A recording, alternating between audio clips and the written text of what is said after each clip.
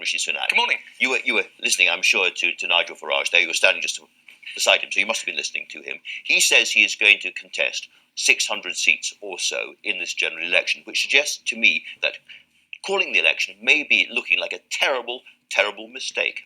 Well, first of all, it was not an election that we wanted to call. It's something that we were forced to do because of Parliament's inability to make a decision on Brexit. But I'll take a step back. This election provides, I think, a real choice for people watching between real change on the one hand and more of the same on the other.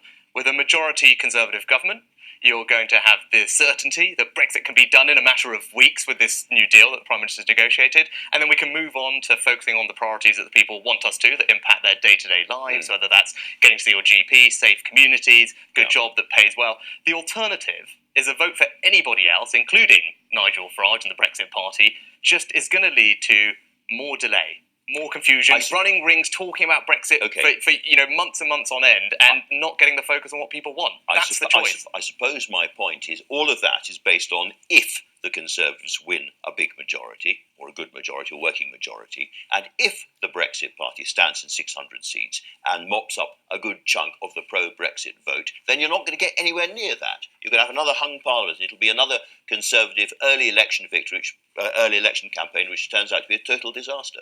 Well, I think that's why it's important that people watching and people, when they engage in this campaign, realise that the only way to end this uncertainty, to end this indecision and move on to focus on what they want is to vote for a majority Conservative government that, yes, is going to get Brexit done in a matter of weeks, but also has got an exciting and inclusive agenda focusing on what they care about, whether it's the NHS, whether it's schools, whether it's safer communities and a strong economy. That's what people want to get us back onto. We can only do that with a Conservative government that gets Brexit done and we can move on. No one else can promise that. Do you think as a party there's anything that you can offer Nigel Farage at this stage? I don't think we're interested in offering anything. What I would say is Nigel has spent his entire career fighting for Brexit. The Prime Minister's now negotiated what I think is a very good Brexit deal. He says it's not Brexit at all. I campaigned for Leave. I've spent a lot of time talking to my constituents and others across the North East, as he mentioned, and in Yorkshire.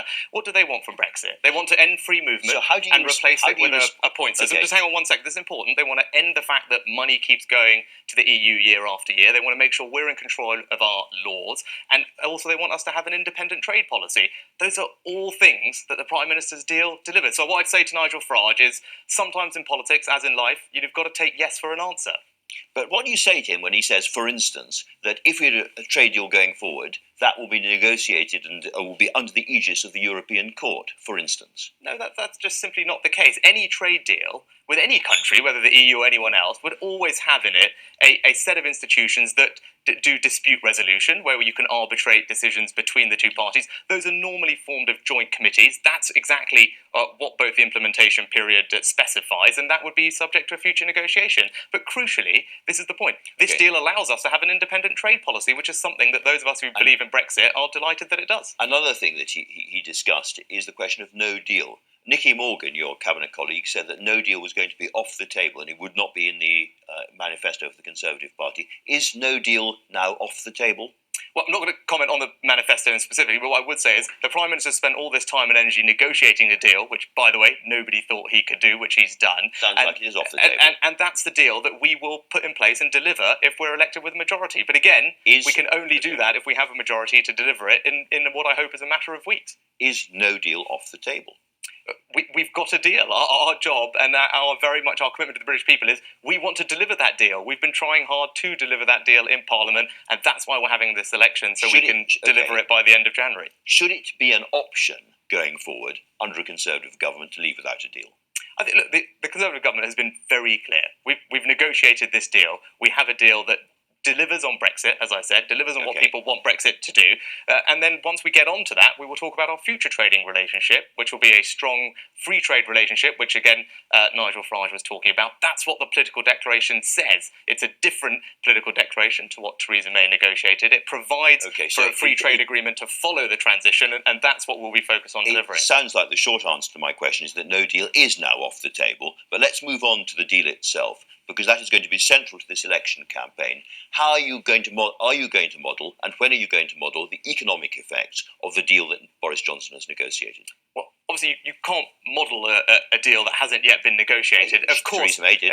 Of course. Well, actually, no. What happened there was a set of scenarios for a range of outcomes. We have a scenario, and we have a range of outcomes. I'm asking, are you going to model the economic effect of the deal that Boris Johnson has negotiated? Well, there is already an impact assessment for the withdrawal agreement. That's the deal that's been negotiated. But when it comes to the future relationship, which is, I think, what you're talking about, Andrew, is when you get to that and when you negotiate it, of course, that would be modelled as you would expect, and Parliament would be updated.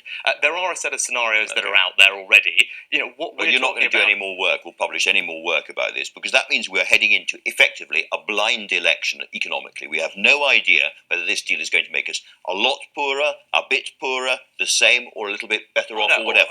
We just don't know. No. Well, we have every confidence that the economy is in a very strong place to start with. If you look at whether it's employment, wages, the rate of economic growth, the foundations of the economy are very strong.